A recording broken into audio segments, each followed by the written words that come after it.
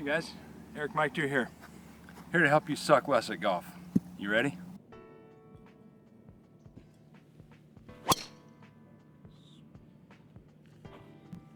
Where I'll start with a student when I see them for the first time is to check their plane to see if they're on an efficient path so they don't have to make any compensations coming back into the golf ball.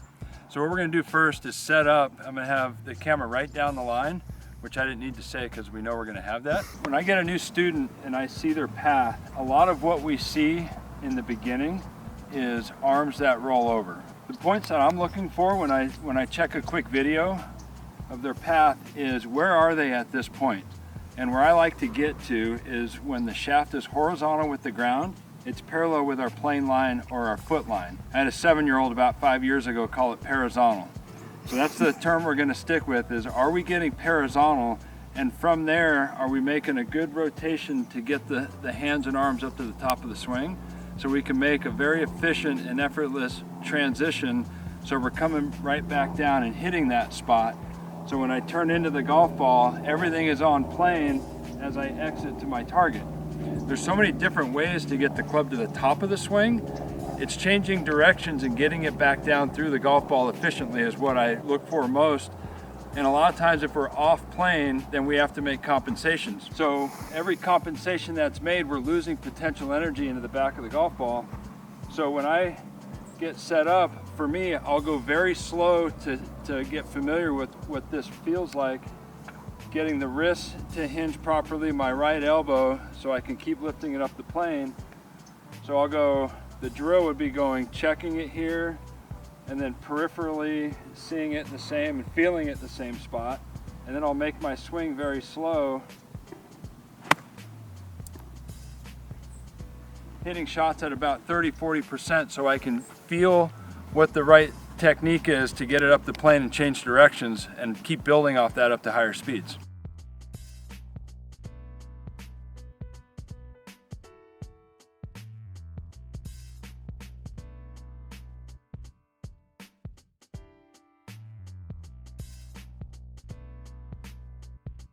So what I'm looking for when we're horizontal is that we have a club face that would appear to be slightly closed, a left wrist that's pretty flat. Depending on your personal grip preference, whether it's weak or strong, will determine a little bit of how much that face is rotated to get to this point.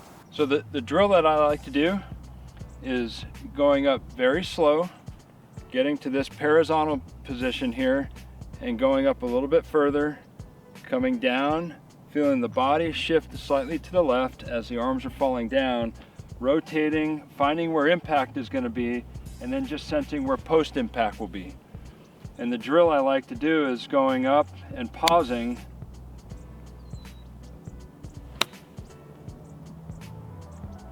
and going. So what we're after is getting assembled on plane, changing directions, finding low point or impact, and then feeling where the exit is going to be so we can get familiar with the foundation of all those components so we're efficient with the entire motion of the swing. So I like to feel when I get up, get ready to change directions, my arms gently fall as I bump in and slightly rotate.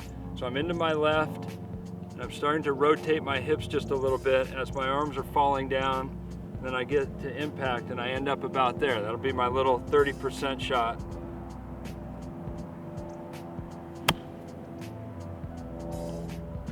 So again, all I'm after are feels and getting assembled on plane, changing direction, getting to impact to where I'm in the right sequencing, meaning that my hip goes first, my whole left side goes second, my left arm goes third, my hands are fourth, the club head is fifth, and then just slightly my right side, trail side, will finish it off as sixth. That would be the order through impact where we're going to be able to establish good wrist conditions to get good compression into the golf ball and through the exit.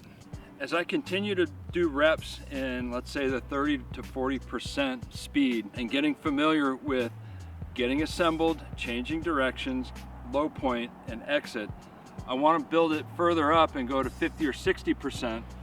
The goal is to get it all organized at 100%, but I have to build it in stages. So I'm just going to go up a little bit further.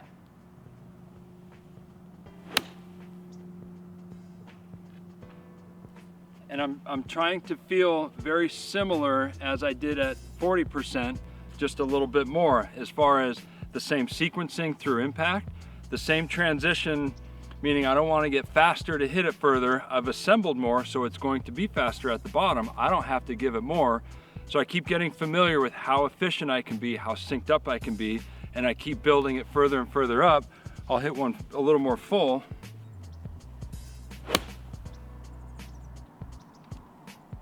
And it felt like about 40%. I think you suck less at golf, don't you?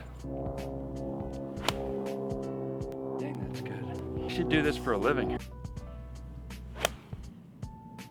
When I'm working on my plane, my tendency, and I've done it for 25 years, I hinge late.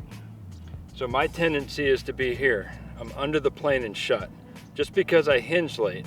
And then when I start coming up the plane, I start hinging my wrist, I get set into a great spot and I drop it down, and I'm right here every time.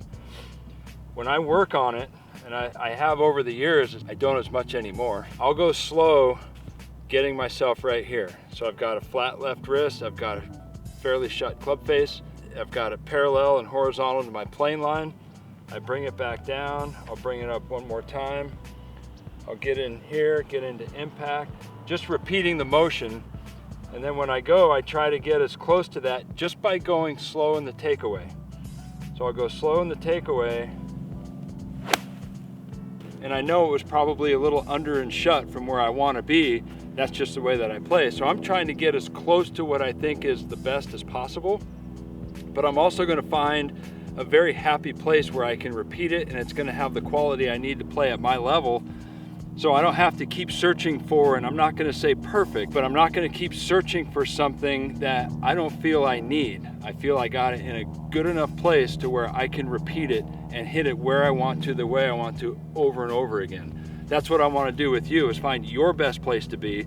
Doesn't have to be the exact blueprint that I talk about. It's got to be the best blueprint for you so you can play your best golf, or suck less. If my tendency is to come under and shut, I surely am not going to over exaggerate it. I know that's a popular thing and I understand why, but I'm not going to go this way just because I'm that way. Because over time I will develop this habit going off the plane that way. So I'm going to keep repeating it and rehearsing it exactly how I think it should be. Nothing different. Every time I'm repeating it exactly how I think it should be. I change directions, I'm into impact. So I'm trying to build the blueprint slowly, the best that I possibly can. I know my body's gonna seek comfort to when I actually wanna perform, so it's gonna go where it's gonna go. But as I rehearse it, I'm doing it exactly how I think it should be every single time. So I'm going from address to impact. The hands and the left arm are attached to this left hip. If it just went forward, it would just go forward. If it just went in, this arm would just go in. It goes slightly into my left and rotates, leading it to here, which is what leads these hands into impact with forward shaft lean, keeping that right wrist bent. So when I'm coming down the plane and I'm rotating, I'm into that left side and I'm pushing off the ground as I get to impact. When I'm coming down the plane, I go into my left. When this hip starts to rise up, centrifugal force takes the energy in this head and assists in spending that left wrist. When I'm in, this right wrist is bent. When this hip goes in, same thing. Centrifugal force will take the energy in that head and spend that right wrist. When I'm coming down the plane, the importance of being synced up and sequenced properly is when I post up into my left side and this hip goes up and in, this wrist goes down, this wrist goes out, assisting in my release pattern. So the importance of being assembled on plane and synced up properly so we can be assisted.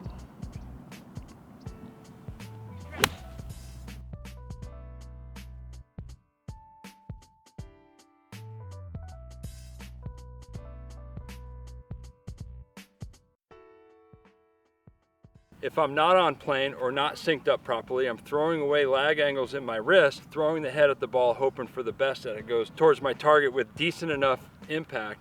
Even if we're off a little bit and I'm still on a good path and synced up decently, I can still miss it good, which is a big part of sucking less.